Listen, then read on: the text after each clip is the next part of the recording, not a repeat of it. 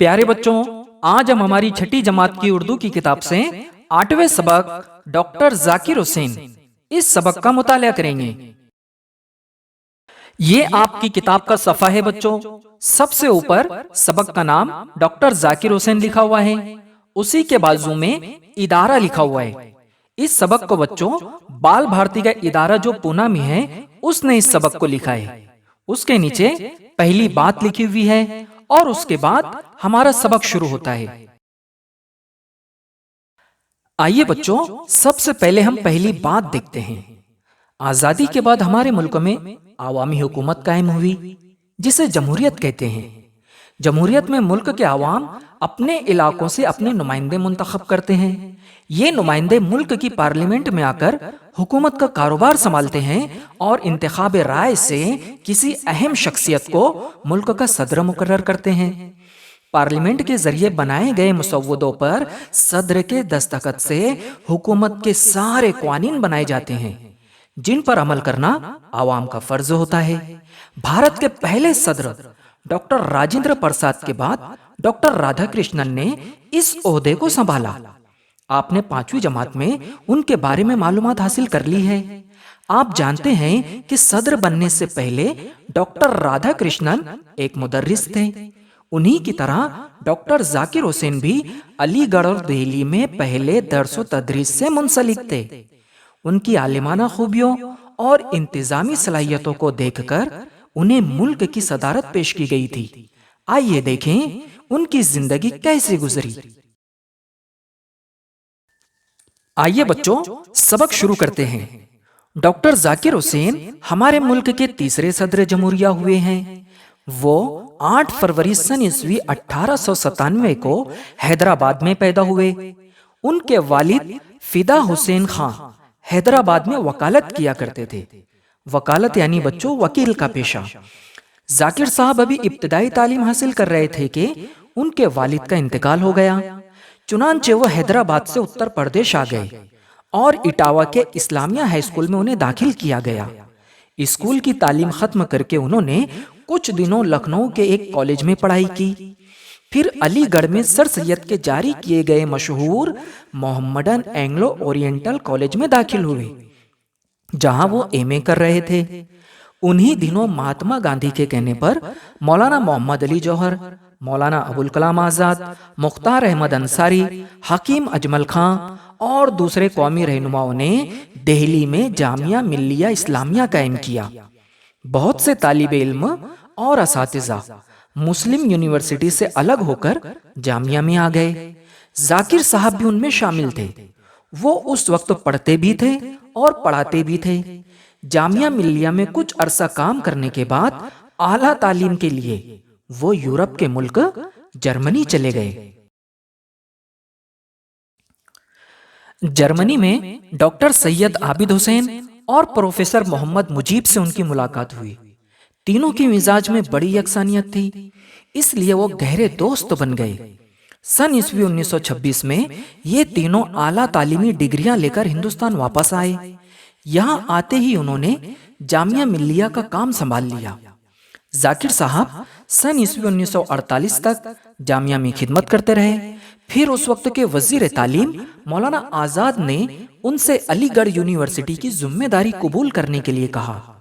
चुनांचे जाकिर साहब इस यूनिवर्सिटी के वाइस चांसलर मुकर्रर हुए। अपनी सलाहियतों को काम में लाकर जाकिर साहब ने मुसलमानों के इस तालीमी अदारे को खूब तरक्की दी। यहाँ के अमले में काम करने का हौसला और वलवला पैदा किया। नए नए शोबे जारी किए और कई इमारतें तामीर करवाईं। जाकिर साहब की वजह से यूनिवर्सिटी में नई जान पड़ गई, यानी यूनिवर्सिटी में फिर से ताकत आ गई। जाकिर साहब की सेहत एक जमाने से खराब थी। अलीगढ़ में कामों का बोझ बढ़ा तो उनकी सेहत तेजी से गिरने लगी। आखिर सन ईस्वी 1952 में उन्होंने इस्तीफा दे दिया और अपने घर जामिया नगर दिल्ली चले आए। कुछ अरसे बाद पंडित जवाहरलाल नेहरू के इसरार पर उन्हें बिहार का गवर्नर मुकर्रर किया गया। इस जिम्मेदारी को भी जाकिर साहब ने बड़ी खूबी से निभाया। सन ईस्वी 1962 में उन्हें नायब सदर जमहूरिया बना दिया गया। اپنی خدمات کی وجہ سے وہ اتنے ہر دل عزیز ہوئے، یعنی اتنا سب کو پسند آئے کہ ملک کے سب سے بڑے عہدے صدر جمہوریہ کے لیے ان کا نام پیش کیا گیا، اور 12 مئی سن عیسوی 1967 کو وہ اس عہدے پر فائز ہوئے۔ اصل بات یہ ہے کہ جو شخص خلوص، محبت، لگن اور دیانتداری کے ساتھ عوام کی خدمت کرتا ہے، اسے زندگی میں ضرور کامیابی حاصل ہوتی ہے۔ مصروفیات کی وجہ سے ذاکر صاحب اپنے گھر کی طرف کم ہی توجہ دے پاتے، مگر ان کے گھر کی ہر چیز سے ان کا اعلیٰ ذوق جھلکتا تھا۔ ذاکر صاحب کو باغبانی کا بڑا شوق تھا۔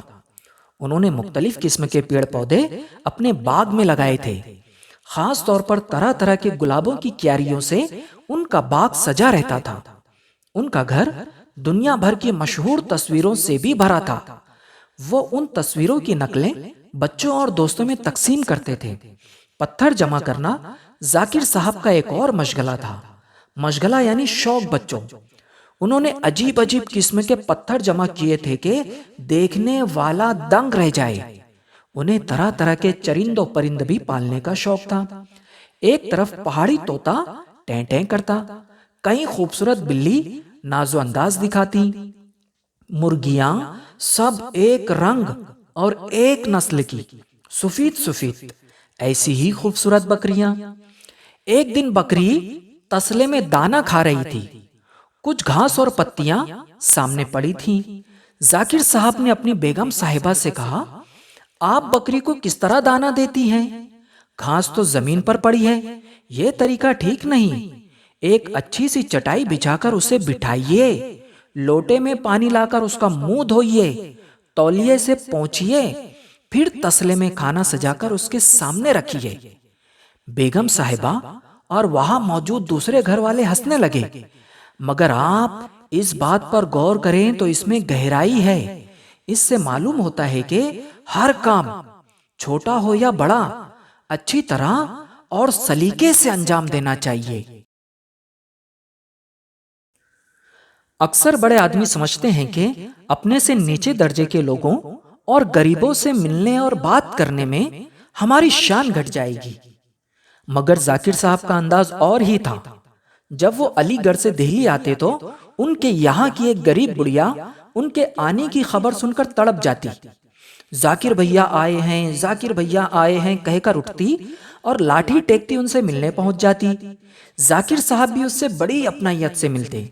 ایک دفعہ وہ بیمار پڑ گئی اور ذاکر صاحب سے ملنے نہ آئی تو خود ذاکر صاحب اس کی مزاج پرسی کو اس کی کوٹری میں آئے، اس سے خوب باتیں کی۔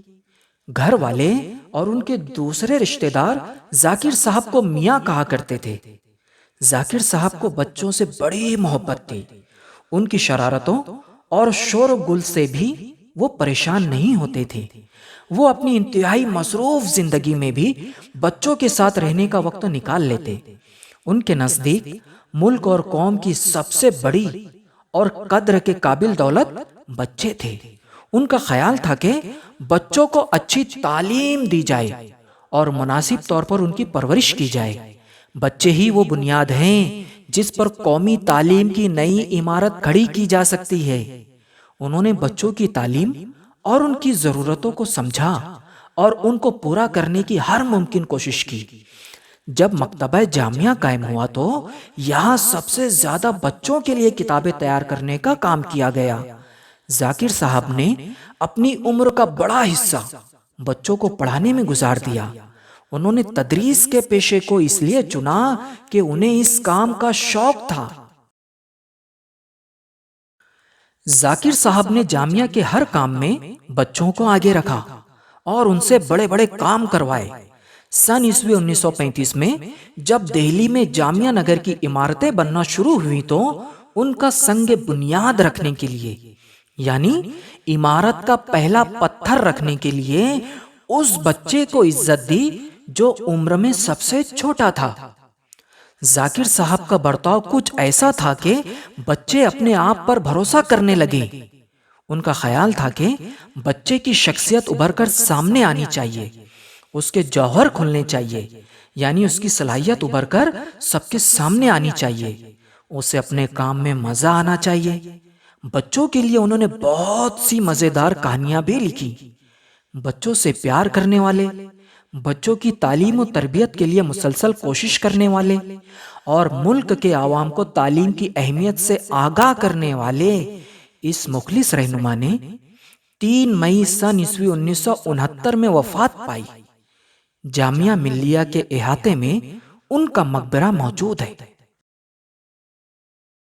یہ تھا بچوں ہماری چھٹی جماعت کی اردو کی کتاب سے 8واں سبق ڈاکٹر ذاکر حسین۔ انشاءاللہ ہم جلد ملتے ہیں ایک نئے سبق کے ساتھ۔ تب تک کے لیے خدا حافظ۔